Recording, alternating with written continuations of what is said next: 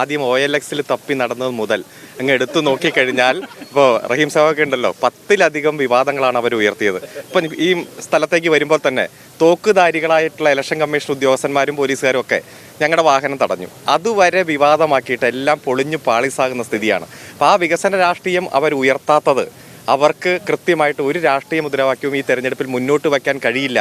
പ്രത്യേകിച്ച് നമ്മുടെ progress report കൃത്യമായി 1 മാസം മുമ്പേ കൊടുത്തു, ജനങ്ങൾ ചർച്ച ചെയ്തുകൊണ്ടിരിക്കുകയാണ്. അപ്പോൾ അതൊക്കെ ജനങ്ങൾ കൃത്യമായിട്ട് പരിശോധിക്കുന്നുണ്ട്. ഇവിടെ സൂചിപ്പിച്ചല്ലോ 2000 കോടി രൂപയുടെ വികസനം ഇവിടെ, അതുപോലെ കേരളത്തിലാകമാനം പറഞ്ഞ വാക്ക് കൃത്യമായി പാലിക്കുന്നു.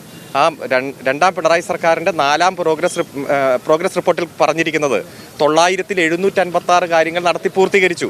അതാണ് ജനങ്ങൾ ചർച്ച ചെയ്യുന്നത്. അതുകൊണ്ട് ഒരു വിജ്ഞാന സമൂഹത്തിലേക്ക്, ഒരു നവകേരള നിർമ്മിതിയിലേക്ക് സഖാവ് M. സ്വരാജ് കൂടി നിയമസഭയിലേക്ക് എത്തുക എന്നുള്ള ഒരു ദൗത്യ പൂർത്തീകരണത്തിന് ജനങ്ങൾ തയ്യാറെടുത്തു എന്ന് തന്നെയാണ് മനസ്സിലാക്കുന്നത്.